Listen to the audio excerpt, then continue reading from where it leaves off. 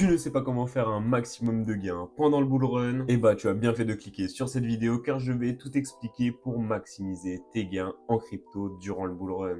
Alors, vous l'avez compris, aujourd'hui, on va parler de quelque chose de très intéressant. Comment bien gérer son bull run. Et que vous soyez débutant ou expérimenté, ces conseils vont vous aider à naviguer sereinement durant cette période de bull run. Alors, sans plus tarder, c'est parti pour la vidéo.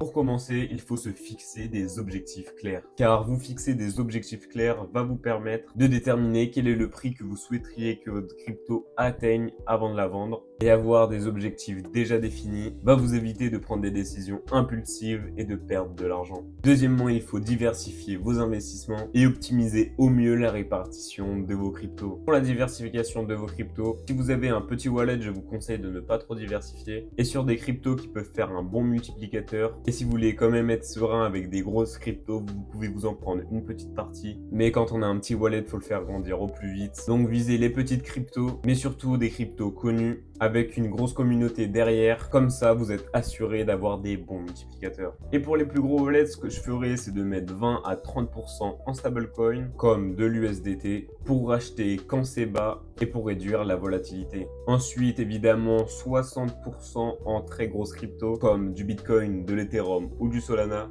Et après, 10 à 20% en meme coin, donc comme du Shiba, du Doge et autres. Le Shiba et le Doge sont aussi des bonnes cryptos à prendre pour les petits wallets, car c'est des cryptos très connus qui peuvent faire quand même un bon multiplicateur. Mais il est important de ne pas trop se diversifier et de ne pas avoir beaucoup de cryptos, car après vous serez perdu pour suivre toutes vos cryptos et les vendre une à une. Donc vous perdrez de l'argent. Troisièmement, suivez les tendances du marché. Utilisez des outils d'analyse comme CoinMarketCap, qui est une très bonne application qui réfère énormément de cryptos. Et en plus de ça, vous pouvez voir toute la communauté derrière chacune des cryptos. Et n'oubliez pas de rester informé sur le monde des cryptos en regardant des vidéos YouTube. Et pour les actualités récentes, allez sur Twitter, car ça va vous aider à prendre de bonnes décisions au bon moment. Gérer les risques est essentiel durant le bull run. Et je vous conseille grandement d'utiliser des ordres stop loss pour protéger vos gains, car ça va permettre de vendre automatiquement vos actifs s'ils descendent en dessous d'un certain prix. Et comme ça, il n'y a pas de prise de tête ni de décision impulsive qui peut vous faire perdre de l'argent. Donc je trouve que c'est vraiment une fonctionnalité à utiliser. Ne cédez pas à la panique en cas de correction du marché.